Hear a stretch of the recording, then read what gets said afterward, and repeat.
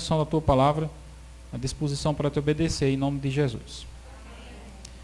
Ao cabo de 40 dias voltaram de espiar a terra. Não é assim que diz aí na sua Bíblia? 13, 25. Agora o 26. Caminharam e vieram a Moisés, a Arão, a toda a congregação dos filhos de Israel no deserto de Parã, Cádiz, e deram-lhe conta a eles e toda a congregação, mostraram-lhe o fruto da terra. Relataram a Moisés e disseram: fomos à terra que nos enviaste, verdadeiramente é uma terra que mana leite e mel.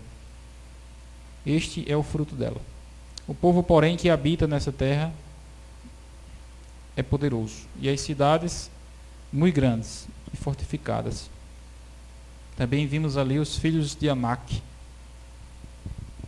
Os amalequitas habitam na terra do Negueb. Os heteus, os jebuseus, os amorreus habitam na montanha. Os cananeus habitam ao pé do mar, pela ribeira do Jordão. Então Caleb fez calar o povo perante Moisés e disse: eia, subamos e possuamos a terra, porque certamente prevaleceremos contra ela. Porém os homens que com ele tinham subido disseram: não poderemos subir contra aquele povo, porque é mais forte do que nós. Diante dos filhos de Israel, infamaram a terra que haviam espiado, dizendo: a terra pelo meio da qual passamos a espiar é terra que devora os seus moradores. Todo o povo que vimos nela são homens de grande estatura. Também vimos ali gigantes. Os filhos de Anak são descendentes dos gigantes. E éramos aos nossos próprios olhos como gafanhotos, e assim também éramos aos seus olhos. Só até aí. O título da mensagem de hoje é Reconstrução dos Pensamentos. Como reconstruir os pensamentos? Como você pode construir pensamentos corretos? Como você pode reconstruir os pensamentos que você teve que estão sendo errados ou que foram errados? Todos nós temos a nossa vida afetada diretamente pelos pensamentos, sabia? A nossa saúde, o nosso bem-estar, tudo que envolve a nossa rotina diária, a nossa felicidade, começa pelo pensamento. Começa dentro da cabeça, dentro das ideias. E por isso que eu abri essa história aqui no livro de Números, porque aqui nós vemos dois pensamentos paralelos. Eu quero chamar a atenção de vocês para isso, né? O pensamento de Caleb. Caleb é um personagem singular da Bíblia.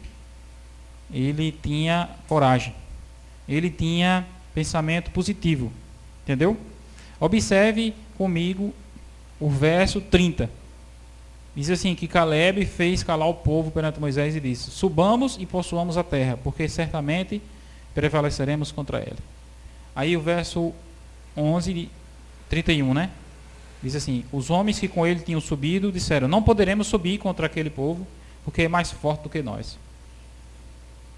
Observe, o pensamento de Caleb era o seguinte: nós venceremos, nós prevaleceremos.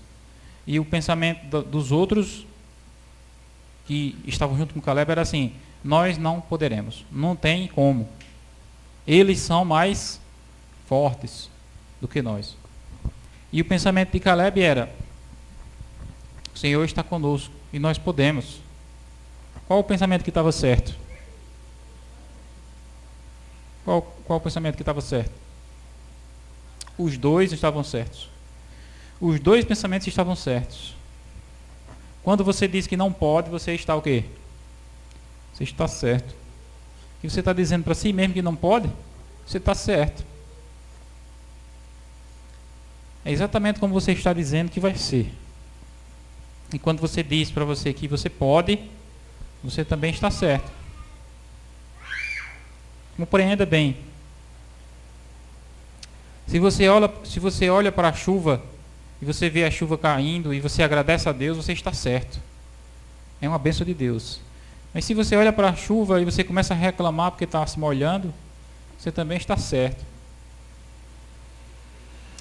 A sua mente, ela não consegue fazer distinção entre as coisas. Ela acredita exatamente naquilo que você diz para ela.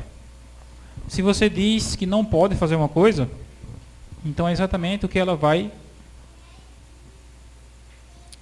dizer que é o certo aquilo. Entendeu? As pessoas muitas vezes dizem assim, olha, tem a tendência, né, de falar negativamente a respeito de si mesmo. Eu nunca consegui isso quando era novo, né? Depois de velho, aí é que eu não consigo. E diz assim, né? E quando elas dizem isso, ela está o quê? Certo ou errado? Está certa, entendeu? Porque é exatamente o que ela está dizendo para si mesma. Apesar de que isso é errado, é uma coisa que não é bem para ela. Em que sentido está certo? No sentido de que é uma certeza que ela está dando a si mesma. Aquelas pessoas diziam que não podiam, e qual foi o resultado? Não puderam. Caleb disse que poderia, e qual foi o resultado? Ele pôde, ele conseguiu. E aí está aquele conceito que eu falei para vocês no começo, o conceito da reconstrução do pensamento. Uma mesma experiência, você pode reconstruir ela positivamente, entendeu? E tem um colega meu lá no trabalho, que a história dele, as palavras deles, é uma só, Divan, o tempo todo. Não, porque a mulher me deixou, a mulher me deixou, a mulher me deixou, a mulher me deixou, entendeu? Aí é bebendo direto. Ou seja, na mente dele só tem aquela coisa, só tem aquela mensagem negativa de que a mulher deixou.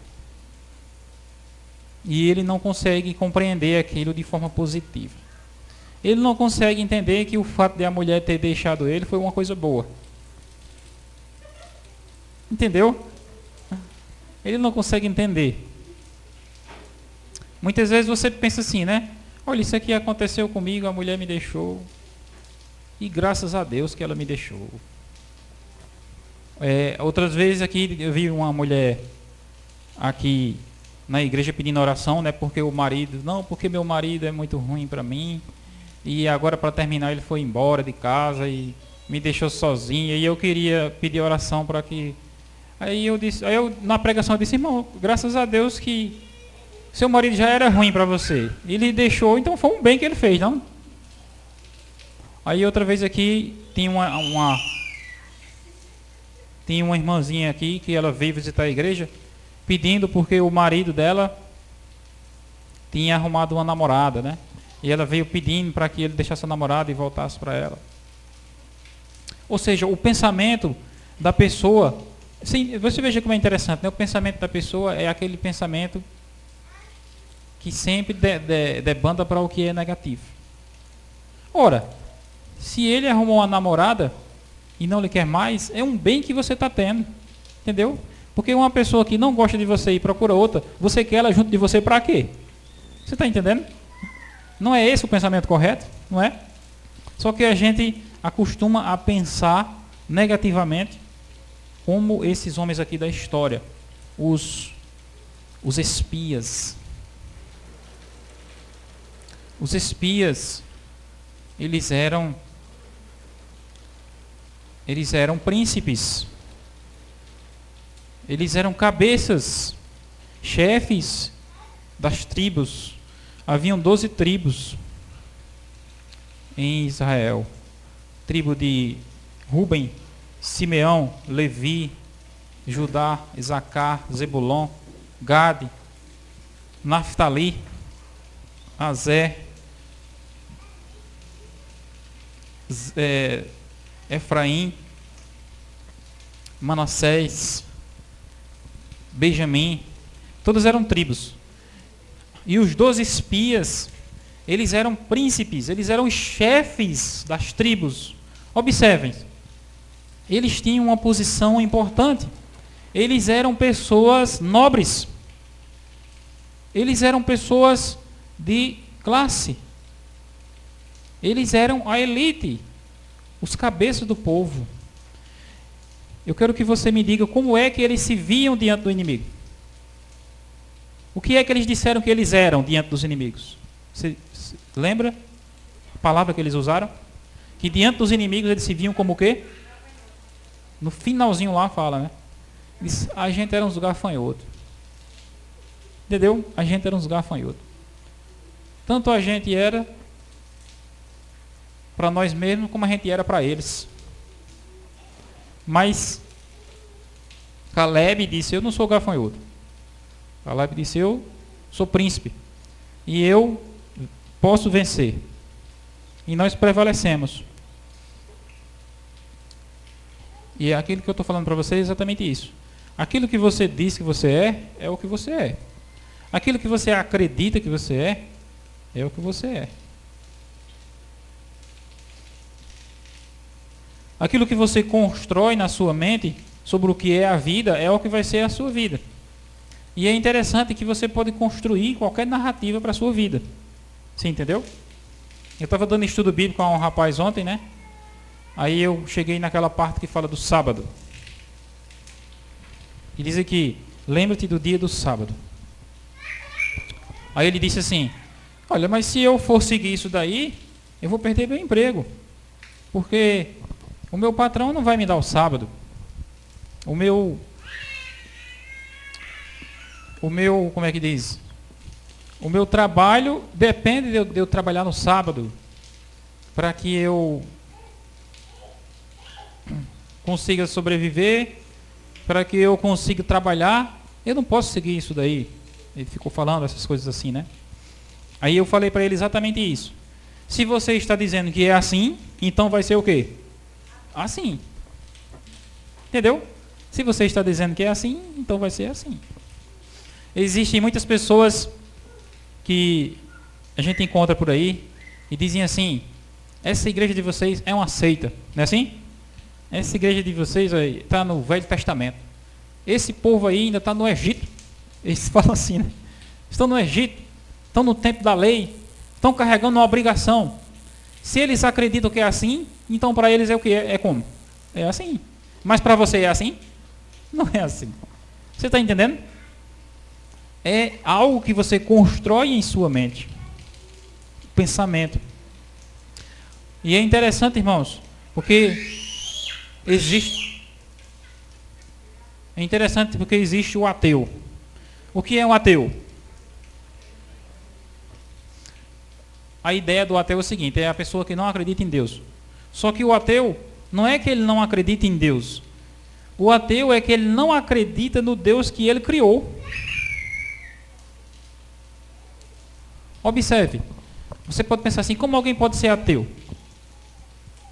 Se você de repente em sua mente, em seu pensamento, de repente começa a acreditar que Deus é mau, que Deus é injusto, que Deus lhe castiga, que Deus é vingativo, automaticamente a sua reação a isso vai ser o quê?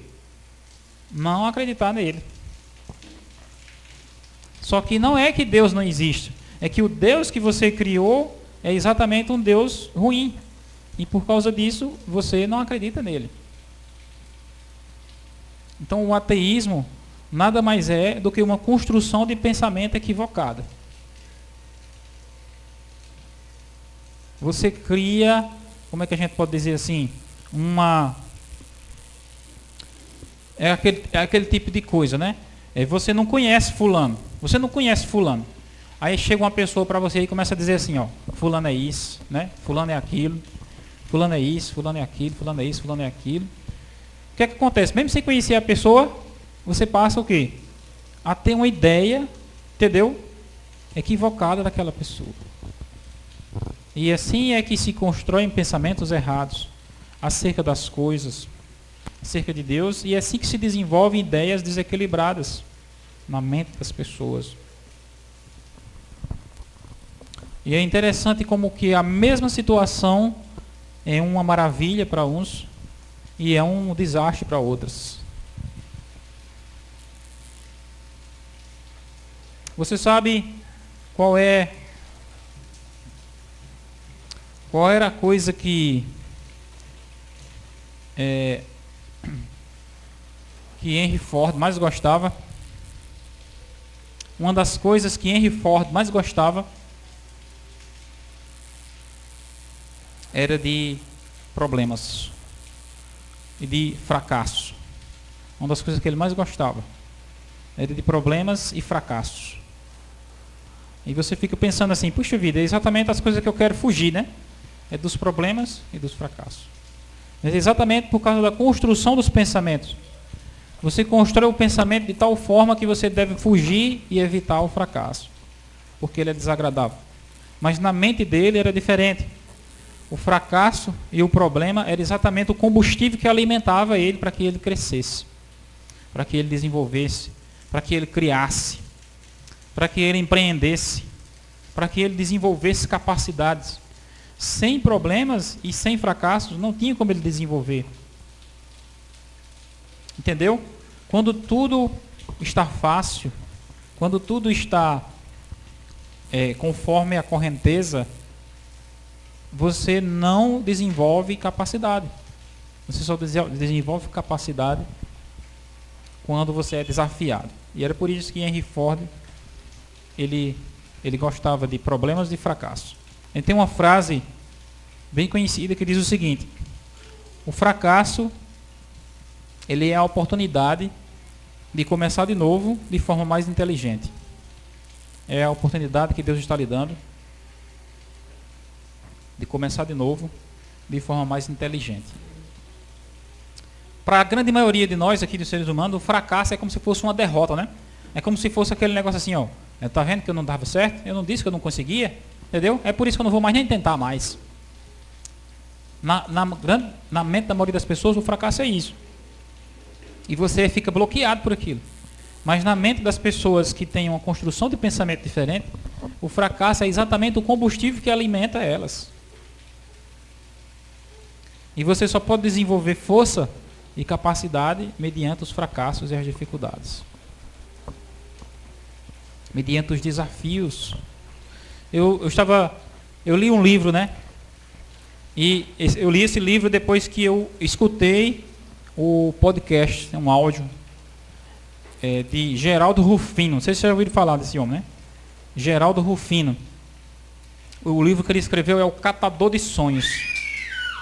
E eu gosto muito, eu tenho esse podcast no celular. Toda vez que eu vou pedalar, eu fico escutando ele e eu fico impressionado. Como é que uma pessoa pode ser daquele jeito? A construção dos pensamentos dele, né? Porque ele começa falando assim, o rapaz entrevistando ele, né? E hoje ele já é milionário, ele ganha 50 milhões de reais por ano. Já é milionário. Né? Mas ele contando a história dele, Odivan, ele começa a contar, aí disse, como era a sua vida? Ele disse, não, é o seguinte, quando eu era pequeno, minha mãe morreu, e meu pai foi procurar resolver as coisas dele, deixou a gente só, né? E eu encontrei a primeira oportunidade da minha vida. A primeira oportunidade da minha vida. Que oportunidade foi essa? O entrevistador pergunta, né? Ele foi trabalhar com recicláveis no aterro sanitário. Nessa época eu morava na comunidade. Mas como assim? Ele disse, foi a minha primeira oportunidade que eu tive, foi um negócio que Deus me deu assim e eu fiquei empolgado com aquilo. Era o quê? Era trabalhar com recicláveis no aterro sanitário e morar na comunidade. Aí o entrevistador perguntou, né? Mas o que significa basicamente isso? Significa o seguinte: catar lixo no lixão e morar na favela. Catar lixo no lixão e morar na favela. Mas eu nunca vi isso assim. Eu sempre vi aquilo como uma oportunidade. Eu trabalho reciclando no aterro sanitário e eu moro na comunidade. Isso é uma figura de linguagem, né? Na língua portuguesa, da gramática, chamado o quê, Patrícia? Eufemismo. Eufemismo. O que é eufemismo? Eufemismo é aquele negócio, o cara está tuberculoso. Aí diz, não, ele está com uma tossezinha. Entendeu? Acabou de estar com coronavírus, já morrendo. Ele diz, não, ele está quase bom. Ele está com uma gripezinha. Ou o cara trabalha no lixão, catando lixo. Aí diz, não, ele trabalha com recicláveis no aterro sanitário. Entendeu? Isso é o quê? Construção de pensamentos. E era exatamente assim que ele via a sua vida, como algo positivo. Ele disse, olha, trabalhando ali com recicláveis, no aterro sanitário, eu comecei a juntar dinheiro, e eu guardava o dinheiro nas latas de leite ninho, né? E toda semana eu juntava uma lata de leite ninho, cheia de dinheiro. e colocava num terreno, porque como ele era sem instrução, ele não sabia como guardar dinheiro. Colocava no leite ninho e cavava um buraco no chão e enterrava aquelas latas. E toda semana tinha uma lata cheia de dinheiro ali. Ele ficava guardando aquelas leitinhas, porque ele tinha construção do pensamento de forma positiva, né? E ele disse, em um determinado dia, eu cheguei no terreno, tinha passado uma máquina em cima daquele terreno e levou a terra com lata, com tudo, naquele terreno. Mas aí eu percebi que havia sobrado uma lata, que era a lata que eu estava indo enterrar. E eu disse, olha que oportunidade que eu ganhei. Sobrou uma lata. Sobrou uma lata. E foi a partir daquela lata que eu parti para a próxima tarefa da minha vida, que foi trabalhar no Play Center. E quando eu cheguei no Play Center é aqueles parques, né? Aqueles parques. Mas quando eu cheguei no Play Center, me deram uma oportunidade maravilhosa. É interessante, irmãos, esse podcast ele falando, né? Me deram uma oportunidade de ouro. Que oportunidade foi essa, Geraldo? Ele disse, me deram um carrinho de pipoca para eu vender pipoca. Me deram uma oportunidade de ouro. Um carrinho de pipoca para eu vender pipoca. E é interessante, irmãos, a maneira dele falar, porque ele vai falando essas coisas e mostrando como essas coisas eram o quê? Eram oportunidades, eram privilégios, eram bênçãos de Deus na vida dele. E aquilo que eu falei para vocês, se ele dizia que era assim, ele estava o quê? Certo. Entendeu? Se ele via que era assim, então ele estava certo. E não deu outra. Deu certo. Deu certo. O homem é milionário hoje. Ou seja, a forma como ele construiu os pensamentos, a forma como ele encara e vê as coisas, é que faz toda a diferença. Entendeu? Às vezes, as coisas pelas quais você mais reclama são exatamente as maiores bênçãos pelas quais você mais deve agradecer. Aquelas coisas que você acha que são exatamente os empecilhos maiores na sua vida, são exatamente as maiores bênçãos que Deus colocou no seu caminho, e você simplesmente está construindo o pensamento equivocado. Eu me lembrei agora de uma história da irmã White, em que ela fala sobre a pedrada que ela levou na cara. Quando ela tinha 9 anos, ela vinha da escola com uma colega, e uma coleguinha, na porta da escola, acenou para ela e disse, chamou ela, né? Quando ela virou o rosto para olhar para a coleguinha, que ele tinha jogado uma pedra, foi mesmo na cara dela, que amassou a cara dela com o nariz, com o olho, com tudo. Foi um acidente terrível. Depois desse acidente, ela não conseguia mais estudar, não conseguia mais se concentrar, não conseguia mais ler, não conseguia mais fazer nada. Ela chegou na escola, a professora disse, vá para casa que você não tem capacidade nenhuma de aprender nada. Qualquer pessoa poderia ver assim, puxa, que tragédia, né? Que coisa terrível, né? Que maldição, não é assim? Só que ela escreveu falando sobre esse acontecimento na vida dela, e ela disse que aquele acidente, aquele infortúnio foi a melhor coisa que já havia acontecido com ela. Veja bem, a reconstrução de quê? De pensamentos. Foi a melhor coisa que havia acontecido com ela, porque ela disse que depois daquilo, ela passou a depender totalmente de Deus. É exatamente esse, irmãos, o motivo pelo qual Deus não pode usar muitas pessoas, porque as pessoas muitas vezes enxergam bem, as pessoas elas estudam, elas entendem, elas aprendem e elas acham que sabem das coisas, e por causa disso muitas vezes Deus não pode usá-las, porque a gente na verdade não sabe de nada, porque por mais que a gente estude, né? E devido à total incapacidade dela, ela percebeu, eu sou uma pessoa totalmente inválida, a única coisa que eu tenho é Deus, e Deus é tudo. E então ela percebeu que aquilo na verdade foi uma bênção. Foi a mesma coisa que aconteceu com Paulo. Lembra? Que Paulo pediu a Deus que tirasse dele o espinho na carne. Aí Deus disse a ele: o meu poder se aperfeiçoa na fraqueza. Aí Paulo disse: então, naquilo que eu sou fraco, então é que eu sou forte. Aquilo que para ele parecia ser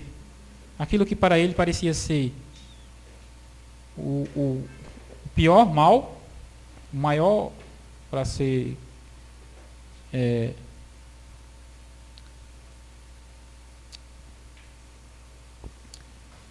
exagerando tudo, né? Aquilo que parecia ser o de pior, na verdade era a maior bênção que Deus estava dando a ele. Porque era exatamente por meio daquilo que Deus mantinha ele em si. Porque ele diz assim: ele poderia se ensoberbecer, ele poderia se exaltar, ele poderia se orgulhar. E Deus colocou aquilo exatamente para que ele não se exaltasse. Eu digo isso exatamente porque é o que eu reflito. Cada um de nós existe um pensamento em nossa cabeça. E muitas vezes são pensamentos que nos afligem. E você fica pensando assim: puxa vida, que problema, pai. Meu trabalho é um problema. Meu filho é um problema. Minha filha é um problema. Minha mãe é um problema. Meu pai é um problema. Esse rapaz que eu estava dando estudo aqui bíblico, né? Na mente dele é o seguinte: essa igreja é um problema. Porque essa igreja vai me impedir de trabalhar. E se você acredita nisso, é exatamente o que vai ser. E o que Deus nos fala em sua palavra para nós é sempre o melhor. Quando Deus ele nos pede algo, ele nos encontra numa situação muitas vezes totalmente vulnerável, uma condição totalmente diminuída de pensamento, de ideias. Você vive de migalhas e vive ainda contente com aquilo, como se aquilo fosse tudo que você tivesse. E de repente Deus aparece para você, Ele lhe oferece uma vida melhor e você diz: não, mas eu vou perder isso aqui. Perder como se aquilo fosse uma coisa boa, sendo que o que Deus tem para lhe dar é algo muito melhor. Eu me lembrei agora da história do cego Bartimeu, né?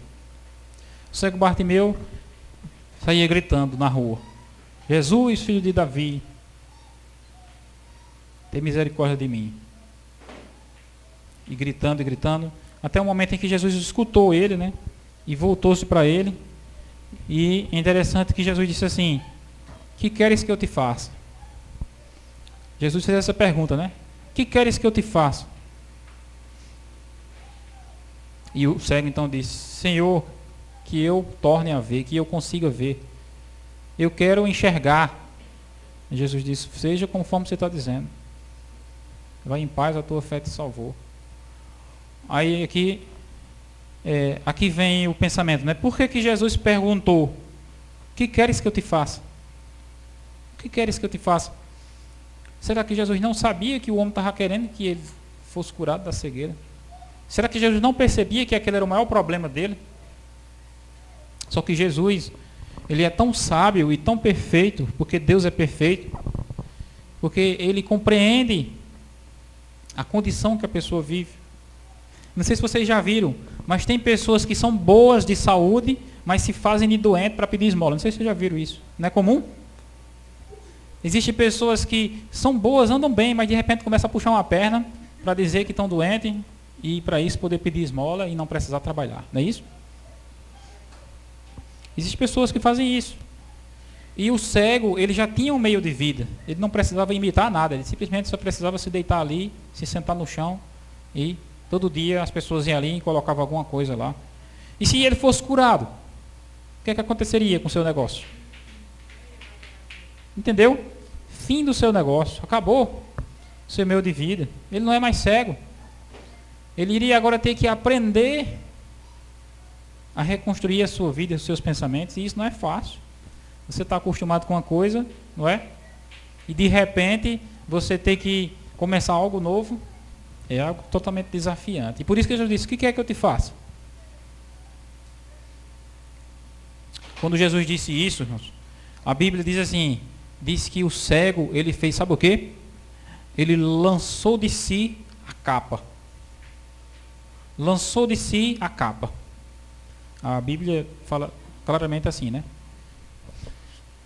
quando você vai entender o que a Bíblia está falando acerca disso, quando você vai compreender o que é uma capa. Hoje em dia uma capa não é nada, mas naquela época uma capa que uma pessoa possuía era praticamente o quê? Tudo que ela tinha. Tudo que o cego tinha era uma capa. A capa que ele se cobria, entendeu? A capa era nada mais, nada menos do que a casa dele. A capa que ele possuía era a casa dele. Era que protegia ele do sol de dia e protegia ele do frio de noite. Era algo extremamente valioso e caro. Não era todo mundo que conseguia comprar uma capa. Certamente aquela capa dele valia algo importante. Só que esse cego, ele estava trabalhando a reconstrução dos pensamentos. Ele estava trabalhando para crescer e ir em busca de algo melhor. Quando ele viu que a oportunidade apareceu, a primeira coisa que ele fez foi lançar de si a capa. E jogou para longe aquela capa. E disse: Senhor, eu quero ver. Eu estou comprometido com a mudança, com a melhora, com a nova vida, com a nova forma de pensar. E Jesus disse: seja assim conforme a tua fé. Irmãos, eu tenho aprendido na minha vida, na minha experiência de vida, que tudo na nossa vida reside dentro da nossa cabeça, nos pensamentos. A nossa mente, o nosso pensamento, ele tem a capacidade de transformar o céu no inferno e transformar o inferno no céu. Sabia? A nossa mente, ela tem essa capacidade. Simplesmente quando você aprende a reconstruir as coisas. Esse cara que eu falei para vocês, que ele ficava o tempo todo, ficava não, fica, né? O tempo todo. Minha mulher me deixou, minha mulher me deixou, minha mulher me deixou. Não é simples a solução da vida dele? Mas ele não consegue entender isso. Ele só precisaria colocar mais como é que diz? Um complemento a essa frase. Minha mulher me deixou e graças a Deus. Minha mulher me deixou e graças a Deus. Entendeu? Isso seria a solução para tudo na vida dele. E é interessante que você compreende isso, não é? Eu compreendo isso, mas a pessoa em si ela não consegue compreender isso. Ela não percebe isso. Mas o que eu estou falando para vocês aqui é exatamente a mesma coisa que Deus tem falado comigo, Aldo, tem me dado entendimento. Às vezes eu perco o sono à noite. Eu não sei você assim, mas às vezes eu ficava angustiado. Ah, meu Deus, por que eu não consigo dormir? E aí começava a acelerar o coração. E eu fico pensando, como é que pode? E como é que eu faço para dormir? E você tentando e não consegue. Aí de repente eu descobri uma técnica, que é o seguinte.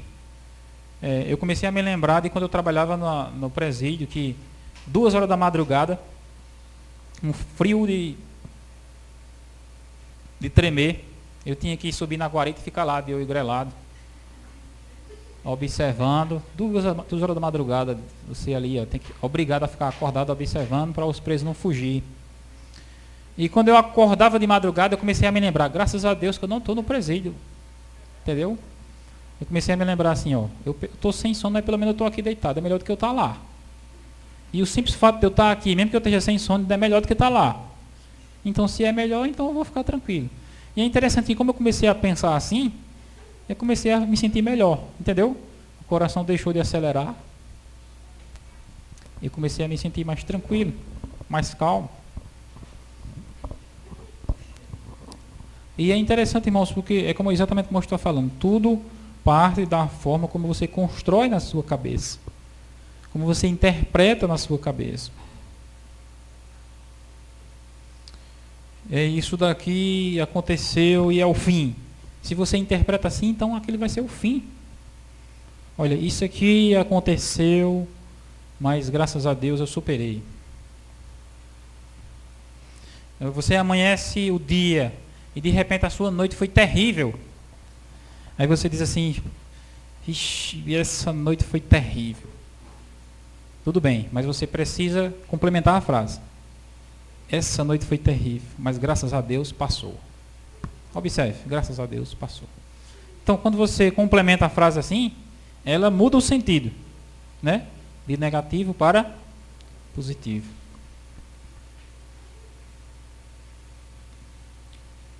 E é assim, irmãos, que Caleb fazia. Era assim que Josué fazia, entendeu? Eles construíam o pensamento aqui, eles não olhavam para o problema, o desafio. Eles olhavam para quem estava com eles e eles diziam assim, olha, a gente pode porque Deus está conosco.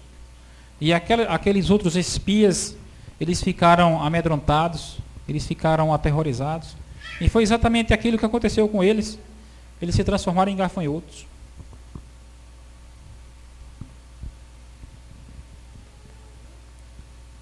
Nós temos uma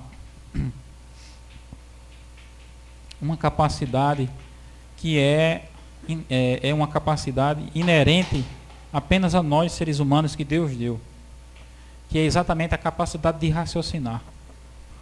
Um animal, entendeu? Um animal, ele não consegue mudar o que ele é, porque ele não tem raciocínio. Mas você, entendeu? Pode mudar o que você é simplesmente mudando o seu pensamento. Isso é uma capacidade impressionante de Deus. E não importa o que aconteça com você, se a sua cabeça estiver na direção correta, tudo muda à sua volta. Eu lembro muito bem da história de José. José foi maltratado pelos irmãos. José foi vendido como escravo. Ou seja, era uma coisa negativa que poderia se impregnar na mente dele. Mas observe que quando José chegou na casa de Potifar, Potifar colocou ele como mordomo, como administrador-chefe. José foi tratado e foi vendido como escravo, mas na mente de José ele era escravo. Na mente dele, ele não era escravo. E com a maioria das pessoas é o contrário. As pessoas são livres, mas se sentem como escravos. Muitas vezes as pessoas têm uma deficiência, têm um problema num braço ou numa perna, e de repente diz assim, eu sou especial, e as pessoas ficam dizendo para ela, eu sou especial, você é deficiente. E elas passam a acreditar naquilo, e elas passam a limitar o seu próprio potencial. Elas passam a se ver e a se comportar como se fosse realmente deficiente, como se fosse realmente uma pessoa sem capacidade, como as outras. E tudo isso reside dentro da mente. E é interessante, irmãos, que a história de José foi uma sucessão de tentativas tentando diminuir ele, humilhar ele, entendeu? Logo depois disso aí, a mulher de Potifar foi lá e tentou seduzir José, não é isso? E qualquer homem do mundo, em qualquer situação, olharia aquela situação como uma grande oportunidade. Mas José era diferente.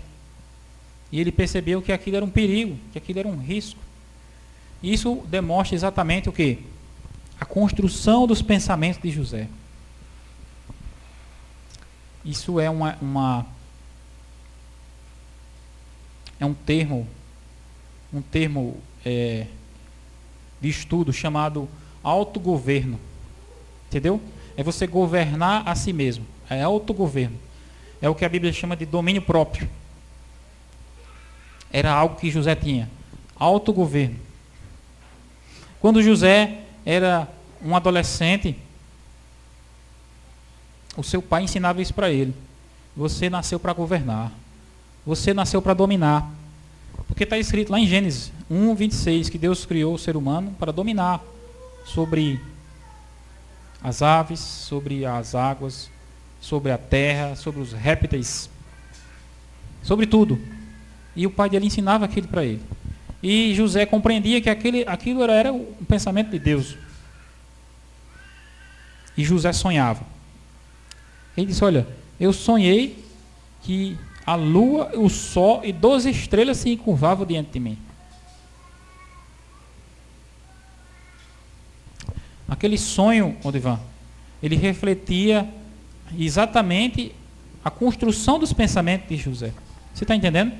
Não sei se você já teve sonhos assim. Se você quiser ter sonhos assim, você precisa construir pensamentos assim. Pensamentos positivos. Você diz, não, eu sonhei que eu estava saindo do esgoto. Vixe Maria, minhas pernas cheias de lama. Como foi que você sonhou isso? Seus pensamentos estão assim. Sua mente está dentro do esgoto. Entendeu? Dentro da sua mente só tem mato. Só está crescendo ervas daninhas. E o resultado é que os seus sonhos, a sua vida refletem aquilo. E José fugiu dali, né? É interessante, José fugiu dali e por causa daquela situação ele foi parar onde? Na cadeia. Eu não sei se você, graças a Deus aqui, ninguém nunca aqui foi preso, né? Mas a prisão é um negócio que afeta muito o quê? A mente da pessoa. É um negócio que deixa o cara mal. Mas sabe o que foi que aconteceu com José na prisão? O chefe da prisão pegou a chave da prisão e colocou na mão de José. José era um preso, mas o rapaz lá viu que ele era tão preparado, que ele tinha uma construção de pensamentos tão positiva, ele disse: fique com a chave da prisão, tome conta dos presos aí para mim. Que foi a mesma coisa que Potifar tinha feito para ele na casa, né?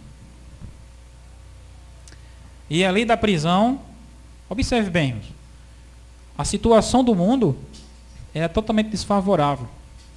As circunstâncias eram totalmente contrárias.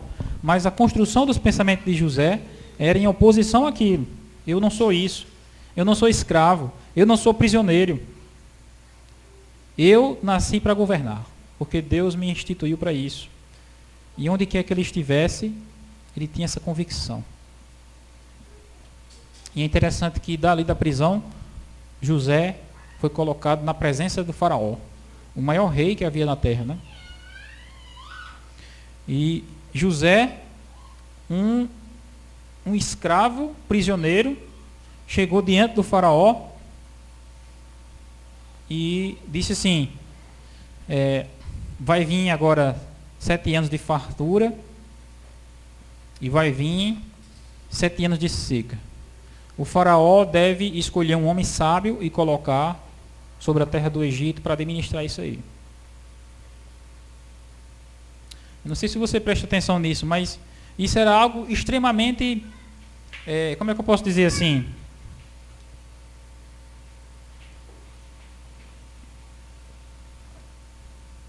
Era extremamente inconcebível. Inconcebível. Em que sentido? Como é que um escravo prisioneiro vai dar conselho ao rei? Você está entendendo? Um escravo prisioneiro vai dar conselho ao rei. Muitas pessoas, às vezes, quando vai falar com o juiz, fica todo se tremendo, né? Porque se sente inferior. Lá no quartel a gente vê isso, né? Que tem a sala do comandante, aí as pessoas às vezes vão falar com o comandante, aí às vezes se atrapalha, não sabe o que é que vai dizer, e fica tremendo. Mas José, ele tinha uma construção de pensamento tão positiva que ele chegou diante de Faraó e disse: olha, Faraó, eu vou dizer como é que você deve fazer. Já imaginou isso? Você deve fazer assim, assim, assim, assim. Se ele imaginasse na mente dele que ele era escravo, que ele era prisioneiro, ele ia falar isso para Faraó? Ele não ia ter esse pensamento. Ele ia pensar: olha, Faraó, você é o rei e você sabe isso aí, né? Você tem que saber isso aí, escolha aí, veja aí. Mas o pensamento de José era exatamente, como eu falando para vocês, né? Era de enxergar os desafios e ver eles como oportunidades, como possibilidades, como bênçãos de Deus. A tal ponto que o faraó olhou para um canto e para outro e disse: realmente essa pessoa que você está dizendo aí só pode ser você. E é interessante que Faraó, ele tinha ao seu redor ali oficiais, pessoas preparadas, pessoas que nunca tinham passado numa prisão, pessoas que nunca souberam o que era ser escravo. Ele tinha ao seu redor pessoas que passaram a vida toda estudando. Mas José tinha algo que distinguia ele dos outros, que era a maneira de pensar. A maneira de pensar de José refletia-se em tudo na vida dele. Se refletia em tudo. Quando você muda o seu pensamento, automaticamente tudo muda ao seu redor. E aqui, irmãos, está um segredo da Bíblia, né, para nós. Não são as situações ao nosso redor que vão mudar, não são as coisas que vão se mostrar mais favoráveis. É a sua maneira de encarar elas que vai fazer com que as coisas mudem. Talvez na sua mente você fique pensando assim: puxa vida, eu gostaria de passar num concurso, eu vou dizer a verdade a você. Eu conheci um rapaz que ele já passou em 8 concursos. Todos concursos federais. O salário mais baixo que tinha nesses concursos era R$8.000. Esse concurso que ele passou. E sabe qual foi o concurso que ele ficou? Nenhum. Nenhum. Não ficou em nenhum. Por quê? Porque ele achou algo melhor. Ele encontrou um estilo de vida melhor. É exatamente o que eu estou dizendo a você aqui. Você pode ficar pensando assim, na sua mente, meu Deus, tudo que eu preciso é um emprego, tudo que eu preciso é um emprego. Tudo que eu preciso é um salário mínimo, né? Tudo que eu preciso é uma mobilete, tudo que eu preciso é uma mobilete. A gente fica pensando assim, né? Meu Deus, tudo que eu preciso é uma casa. E você não compreende, não entende, entendeu? A capacidade que Deus tem lhe dado, que Deus nos dá, não é? Para que você não compreende aquilo que Deus tem para você. E de repente, quando Deus chega para lhe abençoar, para lhe dar algo, você não está preparado para aquilo, porque você condicionou o pensamento a uma coisa pequena. Condicionou o seu pensamento a uma coisa simplória. E eu louvo a Deus, irmãos, porque eu, estudando a Bíblia, eu tenho descoberto isso. Eu tenho visto que não existe limite para aquilo que Deus pode fazer na vida de uma pessoa que acredita nele realmente. Que acredita realmente que Deus pode fazer. Uma vez um pai de família chegou com um filho doente e jogou nos pés de Jesus e disse: eu já levei esse menino em todo canto, não puderam fazer nada para esse menino ficar bom. Se tu pode fazer alguma coisa, faça por esse menino, por meu filho. Aí Jesus respondeu assim a ele: se você puder crer, tudo é possível ao que crê. O pai colocou a responsabilidade em Jesus e Jesus jogou a responsabilidade de volta para ele. A questão não é se eu posso fazer ou não. A questão é se você acredita se eu posso fazer ou não. Se você realmente crê. Toda vez que Jesus curava alguém, ele dizia isso: vai, a tua fé te salvou. A tua fé te curou. Porque era exatamente o compromisso que a pessoa tinha de confiar em Jesus, de acreditar. Se você tiver a fé, se você tiver o comprometimento de viver a vida que você tem, é só o que você vai ter. Se você tiver a fé, o comprometimento de crescer, eu digo a verdade, tanto numa coisa como na outra, você está certo. Nós estamos certos em tudo que falamos, em tudo que dizemos.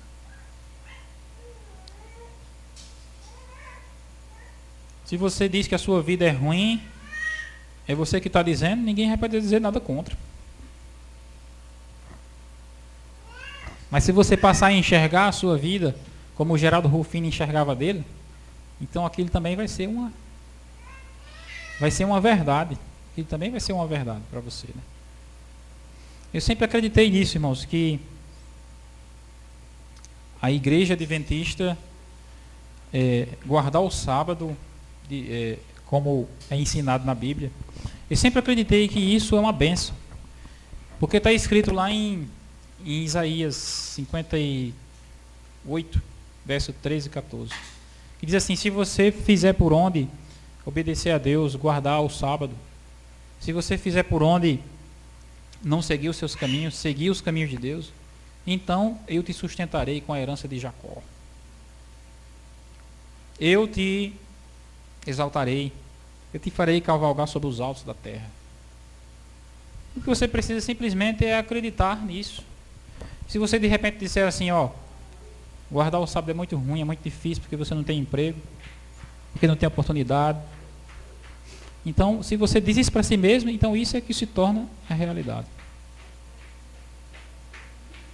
É melhor você acreditar na realidade que a Bíblia apresenta. O inimigo diversas vezes já tentou transmitir a mensagem para mim de que o fato de eu fazer parte dessa igreja foi algo que só me fez mal. E de repente eu começo a refletir e pensar, não, desde que eu entrei nessa igreja, que isso só me fez bem. E que eu tenho enfrentado dificuldades e problemas, mas o fato de eu estar na igreja é exatamente um escudo que me protege dessas coisas. e me guarda,